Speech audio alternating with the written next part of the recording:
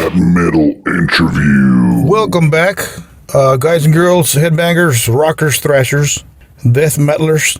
Here we go with a rock band, with a Texas rock band by the name of Love and War.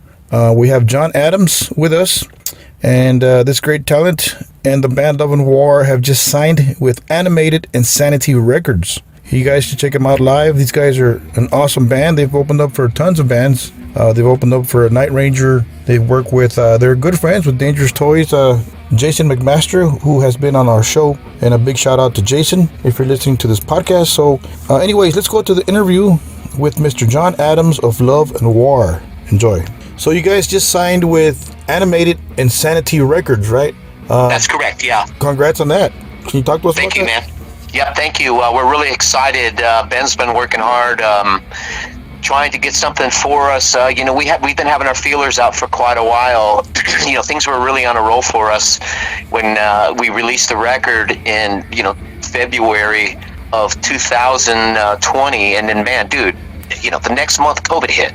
Yeah. it just screwed everything up. I mean, we were having really good record sales overseas, and all throughout Europe, and all of a sudden everything just tanked, man, and screwed it all up. But we're excited. This is another opportunity for us. We're giving another push before we put out another record, and hopefully, this inking this deal with them. It's just basically a distribution deal, and it'll get a lot of our record out in Europe and stuff. So we're excited. Wow, very cool. So you guys are from Houston, right? Yeah. We are. We're from Houston. Yeah. Wow, very cool. Texas pride. Awesome. Amen, dude. Amen. Yeah. I mean, there's a lot of good rock and roll out of Texas. It's about time. But unfortunately, though, it's just our kind of music that we love so much, that we grew up with, man. It's just so hard trying to get it out there, and it's just the same group of people. We're all like a brotherhood. We all love this music, and we're gonna die with this music. You know what I mean? Right. And I wish it was mainstream again, bro. I really do. But unfortunately, guys like us, we're gonna keep it rolling. We're gonna keep it going. We're gonna have fun. I mean, right now we're just playing. We're playing for us, and we're playing for each other. And as long as we're happy, and we got that group of people out there that love this type of music, then that's all that matters. I mean, I heard you guys on YouTube, a couple of live videos, and I heard the last album, Edge of the World. So by that you mean like the type of genre, or like 80s, 90s, or what do you mean by that? Like the crowd? Well, for me, yeah. I'd like to think that we're a little bit more late 70s, early 80s rock. I mean, most of our influences are like bands like UFO and Judas Priest, and that kind of era of rock, man, from the late 70s and stuff. And but I don't consider us at all hair metal. You know what I mean? I think hair metal came later on in the 80s, but I just like to think we're more like a classic rock sound. Yeah. But with that kind of Dockenish vibe, or maybe a little Priest vibe, but you can tell by listening to our music, our influences, and they show, So talk to us about your latest album, the latest, last one, Edge of the World. Yeah, we recorded this in it's just south of St. Louis, Missouri. There's our good friend Greg Gill, matter of fact, who joined our band. He was the guitar player for Z-Lot Z for many years. And he has a studio up there, Endeavor Studios, and it took us a few years to record it, basically because of it's an 11-hour drive, and between his schedule, he was a teacher at the time. Yeah. Between his schedule and our schedule, commuting back and forth, but we took our time, and Greg is a great producer. He's got a killer ear, and so we finally got it put out, and unfortunately the timing was really bad, but it's something, it was a work in progress for us, and we were so happy to get it out. And with everything that happened with COVID, we're, right now we're just trying to give it one last good push, before we put out another record. But, Edge of the World is, it's a great record for us. It's a group of songs. Some of the songs we've had for a little while, I would say there's 2 or 3 on here that we've had for quite a while, years, and we finally got to put them on the record, and the rest of it is, basically new material from the last couple of years before we recorded it, and so we're some good stuff. I heard Oh, it. thanks, man. Thank you. Badass stuff, yeah. So, Awesome, dude. talk to us about the decision to hire or add on Greg. I mean, I know he's a talented co-producer and engineer for your last two albums, but Yep. why him? Was there other choices or? Well, no, there really wasn't, man. Really, the way that all came to be was, we never really wanted to have another guitar player. And, I've always been a one guitar player guy. I mean, I've played with other guitar players before, but, just for me, it's just something I've always been used to doing. And Greg, me and him are like, we're so close, and we've known each other for so many years, and it just one time he was like, well, you guys should let me come on stage and play. We were doing a thing here. It was a benefit thing in Houston, and he came down. So since he was here, he was staying at my house, and he goes, well, man, let me work out a song with you guys and get on stage and play. And we're like, well, hell yeah. We never even thought about that before. It never even dawned. I said, man, we'd love to have you. So me and him worked out a couple of songs, and then he came on stage with us, and we were like, holy shit. That's what we were missing, is that, that extra rhythm, a guitarist and, some dual leads that I can come in on. It kind of gave us more of that, Judas Priest style vibe, KK, and,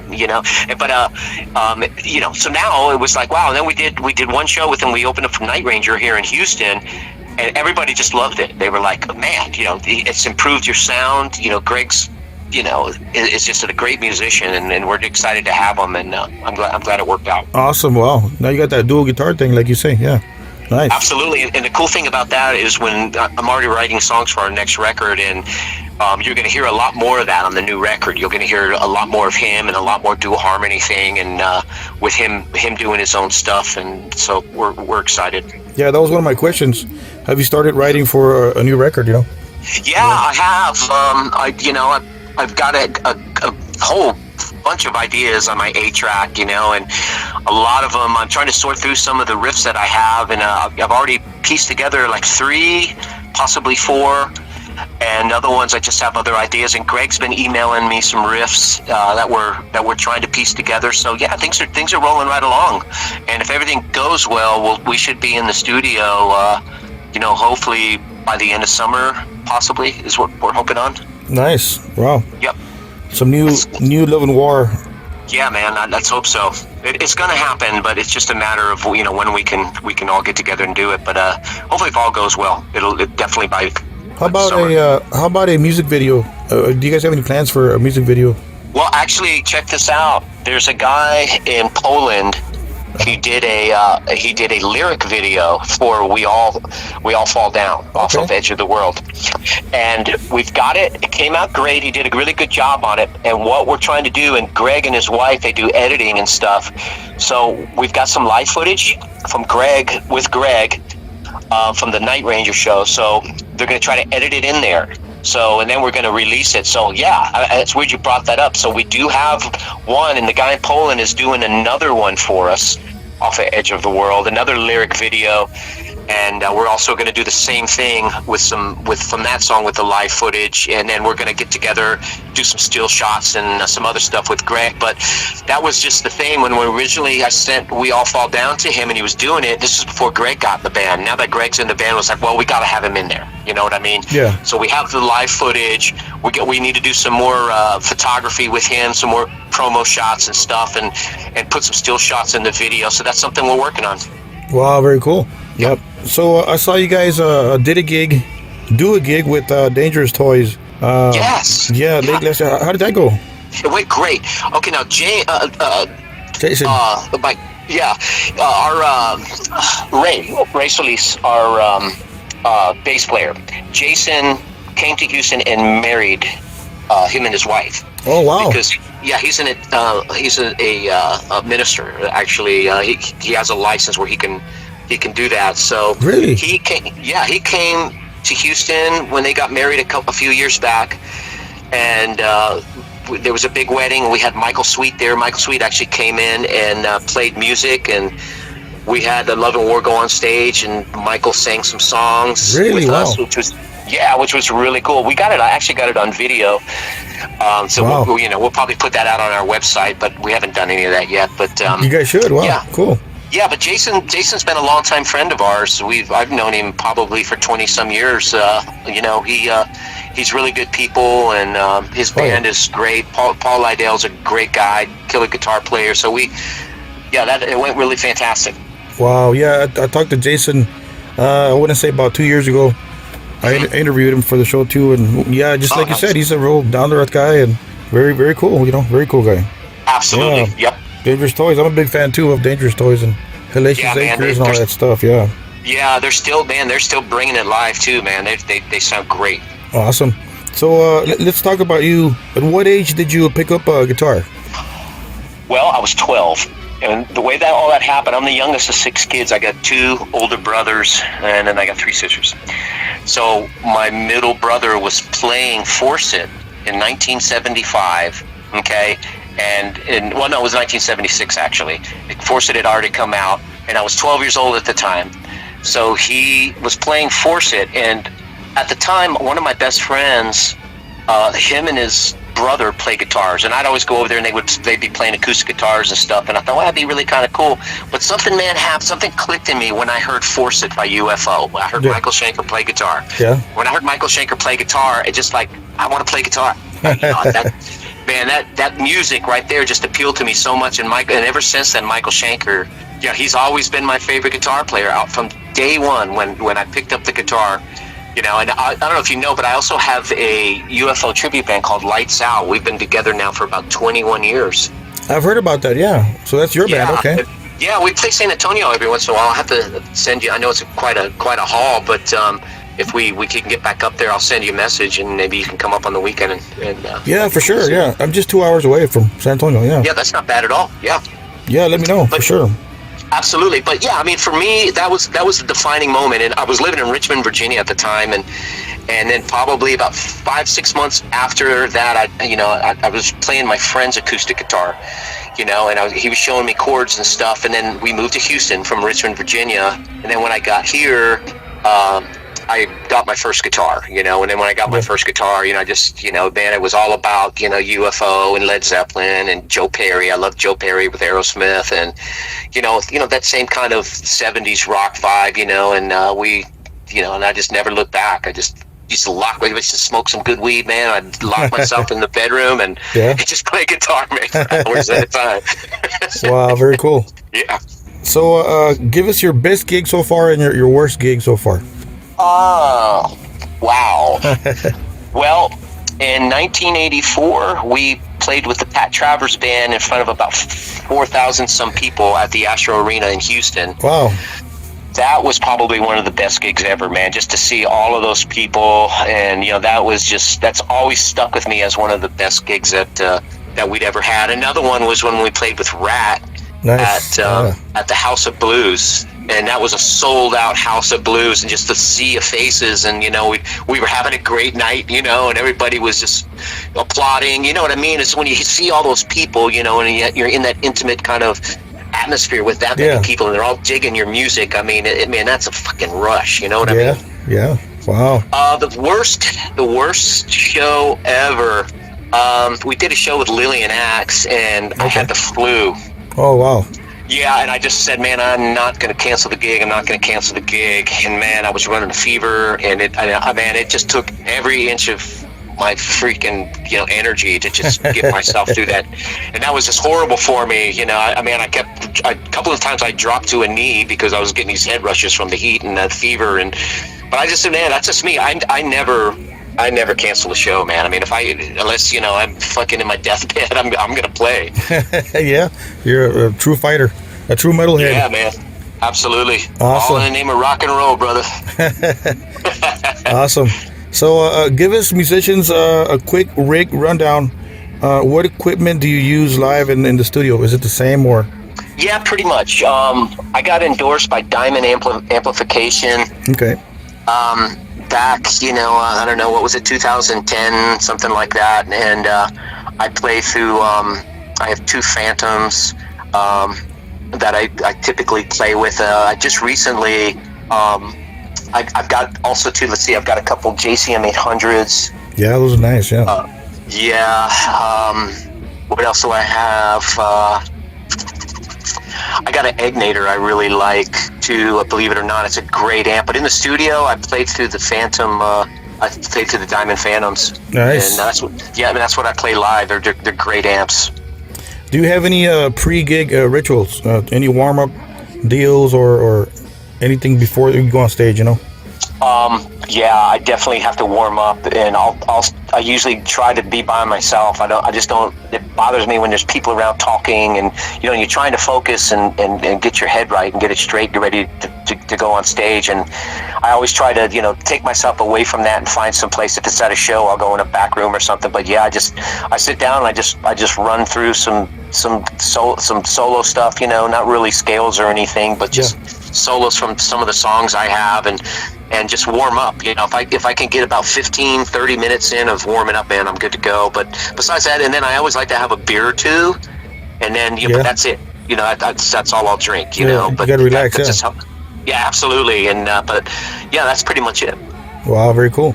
So give us your favorite song to play live. Favorite song to play live? Probably the title track, "Edge of the World." Like I'm standing on the edge of the world, sometimes I feel like I'm standing on the edge of the world, the edge of the world.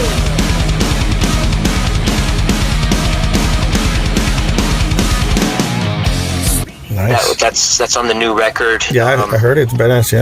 Yeah, I really like that song.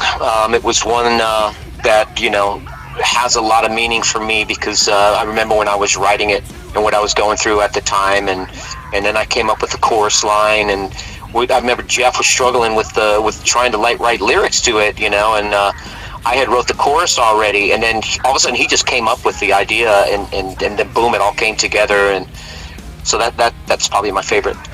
So who writes the lyrics? Do you do some of the lyrics and your vocalist? I do, yeah. Like on the record, I wrote "We All Fall Down." I wrote the lyrics and the music, of course. I wrote part of "Mercenary Man." I wrote the chorus to "Edge of the World." Cool. We kind of split, but most of the time, I'll come up with a chorus or something. Jeff always writes the verses, but on some songs I'll write the verses. But we coordinate together. So what's next for the band? What can fans expect? Where can we see you guys next? Okay, we are playing. We're opening up for Ace Frehley. Nice, wow. Yeah, that's going to be. I hope I'm getting this right. I think it's cool. May 19th. But if you go to our our Facebook page or loveandwar.com, our website, you can kind of get an idea of what's going on with us in the future. But right now it's just we have Ace Frehley. We've had a couple of shows lined up, but COVID has canceled everything. So now the shows are starting to come back around. So there'll be some more stuff coming up for us that hopefully by the summer. So loveandwar.com and Love and War on Facebook. Where can people find you guys? Well, you can find our music on any of the streaming services. We're on pretty much all of them. You can find us even our record on YouTube. We're also on Reverb Nation. If you want to hear our music, you can hear both CDs on our Reverb Nation page. Also, too, of course, Facebook, Love and War. That's it. We have that website too. You can always go in, but most everybody, it just seems everybody's always on Facebook. We're trying to right now. I'm working with Ben on getting an Instagram page up.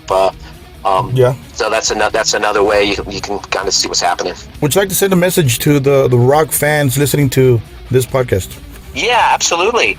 I would say keep your head up high, keep rocking, and support live music. Awesome. Thank you, John. Thank you for your time, and we appreciate that. And we hope to see you on the road soon. Let me know whenever you guys play in San Antonio or wherever in Texas. You got it, brother. I will. Let's keep in touch. Great, talented musician from Texas, John Adams, and we appreciate your time, sir. Thank you for being a part of our podcast and this interview. Thank you for making time, and wish you all the best with Love and War. A great talent with a huge future here. You guys should check him out live.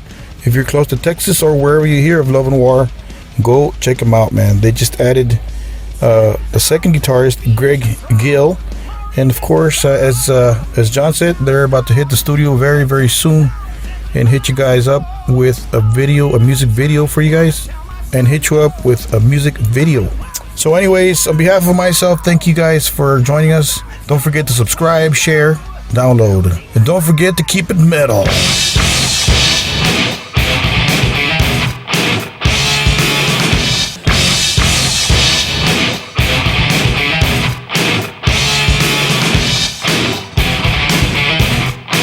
That metal interview.